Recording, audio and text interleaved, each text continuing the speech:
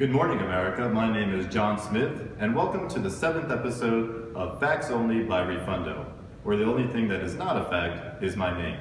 This morning's top story is about last year's checks. We received a couple of questions regarding using last year's checks. The answer is yes.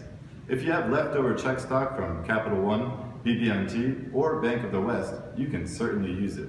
Now for a more in-depth explanation, let's turn to Stanley Hutchinson. Stan, your thoughts? I'm excited, John. My sentiments exactly, Stan. Now let's move on to our next story.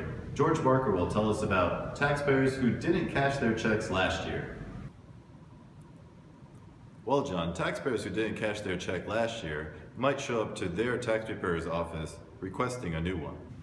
Please ask them to email us at fax@refundo.com a color copy of their ID and most recent utility bill so that we can verify their identity and reprint the check.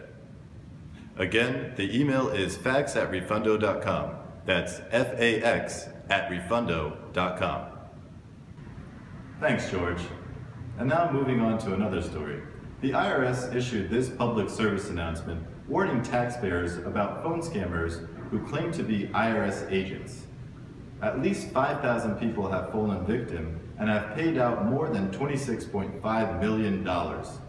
Please warn your clients and make sure they don't fall victim to this horrendous scam. All right, that ends our session for today.